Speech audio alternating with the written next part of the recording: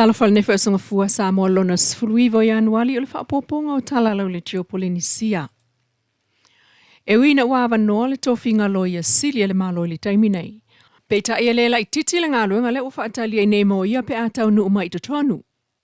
O le mta upu lea, na whesilingi aile fionga le pale mi le vai aso talwai whaatau le susuenga whaapitoa po le forensic audit. O le upu tau tino ma le manatu whaalia na whao mai le komiti al cabinet. E te le a fianga o me whaasori tu la fono o loa a fia li potiri nei I le whai unga muni muni. O lea ua manatu el cabinet ina ua umana whai le ilo ilonga o mata upu o watangi ai mea whaale tonu. O la atu ina atu sa o loa le mta upu nei lima o leo leo, ma lima o le loa sili e wha ua waisu suenga. Ini ai inga ma whai loa ni whai unga po a lava me la o iai. Ini mo lianga mo e a fia. Na atangia ni mea whaasori tu la fono. Na whai le tato forensic audit. Ma o whai unga muni muli na le wo o le teimin nei. O lau whaase e aturo le loa sili ma leo leo. E whaatino la tau fo I whaatulangana. O ni sori ngā tū la fono ua whaatino ina.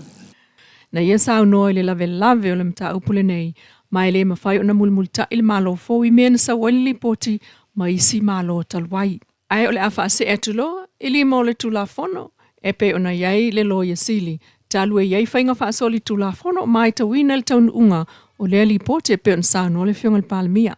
O le ua maia o na tue lau li liu le tātou ta upule nei, pen sirfia e faisi lave o le tātou forensics audit nei. Taunu mai whainga ma loita tonu. O lo tātia le mata upu e faisi whai unga au tū.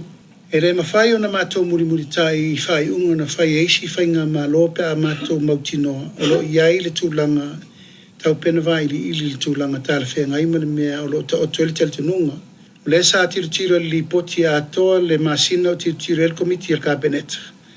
E ma toe fo I mai ele li poti tonu, e te le whaale tonu li poti na mai mua. Molo iai le tūlanga le mautonu, o le mawhaina iei se ato o toa li poti na tu ina mai le forensics audit. Ona o le tele o mena nga Iesu suenga ele maua, wha maunga o li city ma source document.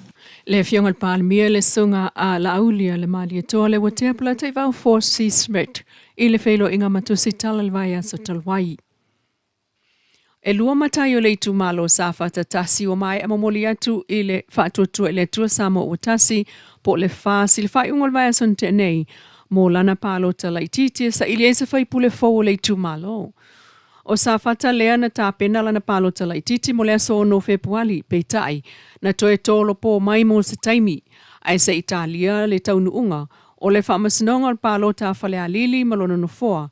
Le wata ati ai nei I whaamasino le whaamasinonga o palota lātou te whaia le whaai unga, po le whaau ngā o le whaai unga le tū malo, na lātou tusi a awai I le fionga atoe lupe po muli nuku o Nesemo, po o le tōwhinga a le whaamasinonga I le taimi e mawai mo li mau e to lua leo lo mana o iai whaamasino e whaamali e tu la fono. Pei tai o le tū malo sa whata tasi malana palota la ititi, o le matai ta mai tai ma le matai ali I le na mamoliane I le whaasi le whai ungo le vai aso. Matali aloa I aia le taitai o le malo, ma toe whaamanatu atu I matai ia. O le whainga whaavaya le whaase tasi la valo na sui I se palota ina ia tele ai le avano e manu malo mai ai. O whtaito ina I le tolo po le palota sa whata tasi ma le la sanga uo o iai leisi whai pule tūto o tasi o le mota mai vaisi ngano numero lua I savai.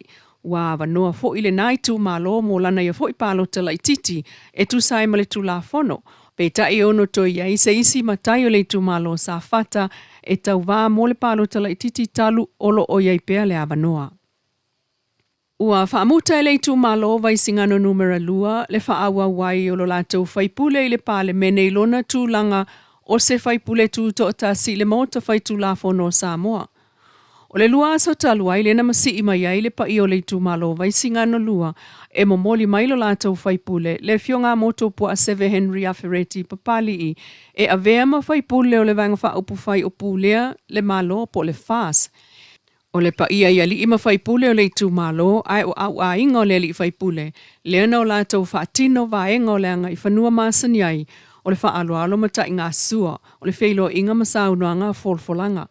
Na whapena fo'i o na talia alo i aia le taitai o le fas le sunga lau le mali topola te vau le watea Fosi Schmidt le li i whaipule. Sauno fo'i le fonga o le itu malo vai singa no lua. O le lato itu malo e le isa lato palo tala i titi to e whaia. O le lato sui lava lea e tasi. O le fionga a moto pua le sa tau vā mai whaatuto o tasil palo te telo au kusalua o lua lima. Talulo na mana i o tula fono le fas e na o le tasi lava lo lato sui tau vā peitai. O le whaamalia ino le tula fono i sau whanga atu ai le fas ma avea ai o se whaipule o le malo. Le fionga a moto pua o finanga lo ai le itu malo. E momoli alo i atu i le malo e peo na moli mawina ai le whai ungo le vai aso. O le whai o le palo tala i titi ma le le ai, o le pule whai talia le na ale matai ali i po le matai tama i tai o le itu malo. E wha atinoi lana i a tatau o le tau wā wha whai pule. I le wha malia ina ai o tutua unga wha ata atia, mō so se sui tau wā e au fiai, tau sanga e tolu talu o na matai ma whaia mono tanga, ai o le taimi wha atapula a fo i e nofo ai Samoa. O le talialo i ai le taitai o le fas le fionga le pāle mia o moto pua i le fas wa ia wha leo fo i ai ma le tō finga o le minista lango lango i le tu malo vai singa no lua. O le atua tai ao lea tau pōma i ai le fono le pāle mene e to e usu i ai mo le nei tau sanga ngā lue FOU. A o tali ai le taimi e wala wa ia li imtama i ta i sili el fitus fulu le enta o fia i leo leo le taimi o aso malo lo. E so o tanga i mo lianga o whala au wha saina.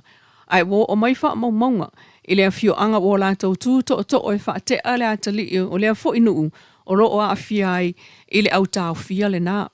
O i lātou o tau fia e pe on wha ilo le kom sinam tanga rengo leo leo le taimi nei le i ata o Samuel ua whamsanga. Na maua mai ai e le ngata o tupe ai o whala au wha sama mea whai ngā ruenga i wha o ngai le ulai. Ai o a upenga mata o tia au fia ai pulu mala au malosi ai o la au marijuana mata paata ai. Peitai. O tātou tāo fia le ngoa o le fioanga, ma le ainga le o tūto to oile nuu. Ai wha te alo lātou tangata wa ngi atu ai foi, le ngoa o le nuu i wha asalalaunga a leo leo tangata o lo o maa salomia. Ma tā fia i pea le foi atali o le fioanga i tānu malala. Mo leisi lua vai aso e wha atali ai le teimi e wala awai, le wha amasinonga i muli nuu i a Februari. O lo tu mau lava le fina o le SVSG po le Samoa Victim Support Group. O le to manga mo e popua ngatia ia sila fia tangata uma i au lotu mana pa anga. Ai o le vaenga tala vau ona wha leo mai le tao mio sa wanga i o lantur si o manga. Ma ia i loa e whanau a Samoa le au nanga a le to manga. E pe ona sao nolo na Pristene le sunga silini ulina jang. O le pui ngai a mata mai le o oina o whanau a o laiti. Ma ave ai le sui o le vaenga tala vau le SVSG Youth. E la unga i le polkala me whalawi loa le upolu sa le ilua Stake Youth Camp an Awareness Program le sa whaie le malai po le ai o sa uni atu i le whai ungo le vason te anei.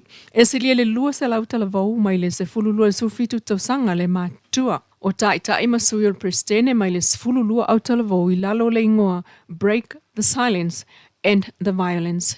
Po ole ele o le whaalafi, ai o le whaamuta lo sa wanga. O le porkalame le ia wha upenga inai wha nau talavou le kalesia ianga waa mai loa lu i tau.